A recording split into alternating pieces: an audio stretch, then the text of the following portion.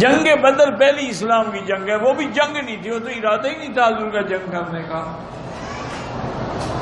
یہ تو پتہ نہیں لوگ کیسے کہتے ہیں کہ جی کچھ صحابہ انکار کر گئے، کچھ نہ آئے، وہ جنگ کی ارادہ ہی نہیں تھا تو انکار کا کیا مطلب؟ نہ قرآن پڑھتے ہیں، نہ حدیث پڑھتے ہیں، نہ اہل علم سے رابطہ رکھ، جو مرضی آتی ہے منہ سے کہہ دیتے ہیں۔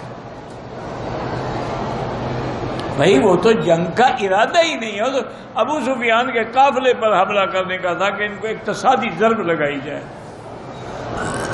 اور حضور نے خود اختیار دیا تھا جو چلے چلے، جو نہ چلے نہ چلے۔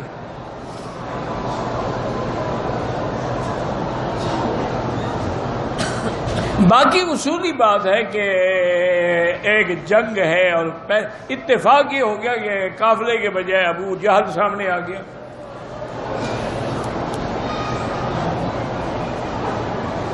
تو اب حضور بھی پریشان ہوئے، بھئی ہمارے ساتھ تو 313 آدمی ہے اور سامنے دشمن ہے 1000 کا مسلح، اور وہ جنگ کا عادی ہے، میرے ساتھ تو سارے انصاری صحابہ ہیں جو کبھی جنگ لڑے ہی نہیں، یہ تو کھجوروں کے باغ لگانے والے لوگ ہیں،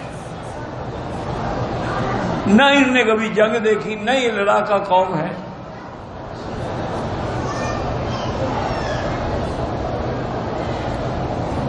یہ کہتے ہیں نا کہ صحابہ بھاگ گئے، کچھ ڈر گئے، کچھ ہٹ گئے، اور خدا کا خوف کرو کہیں خاتمہ خراب نہ ہو جائے۔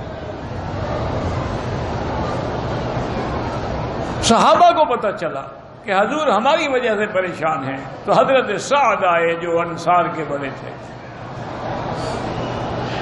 انہوں نے آگے عرض کیا کہ یا رسول اللہ کا دوبارہ آنا، ہمیں خبر لگی ہے کہ آپ ہماری وجہ سے پریشان ہیں، لسنا اصحاب موسیٰ، ہم موسیٰ علیہ السلام کے ساتھی نہیں ہیں کہ کہیں گے فَاذْهَبْ أَنْتَ وَرَبُّكَ فَقَاتِلَا، تم جانو تمہارا خدا جانے جا کے کافروں سے لڑو، ہم نہیں لڑتے۔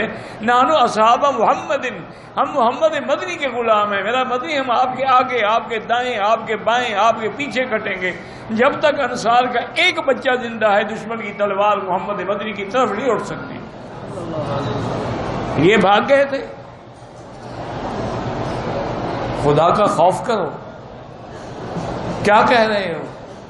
جن بدریوں کی قربانی پہ خدا اتنا خوش ہوا کہ اللہ فرماتے ہیں ان اللہ اطلع الی اہل بدر، اللہ نے بدر والوں کی طرف نظر رحمت فرمائی اور فرمایا میرا بدری ان کو خوشخبری دے دو کہ اعملوا ما شئتم قد غفرت لکم، آج کے بعد تم جو کچھ کرو میں نے تمہارے لیے جنت رکھ دی ہے۔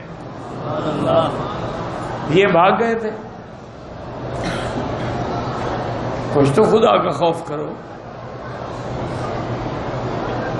اور پھر اللہ تبارک و تعالیٰ کا نظام ہے، اللہ فرماتے ہیں کہ میرا مدنی میں چاہتا تھا کہ یہ فیصلہ ہو جائے، آپ تو چاہتے تھے نا کہ قافلے کو ہم پکڑ لیں، لیکن میں چاہتا تھا کہ نہیں، فیصلہ ہو جائے،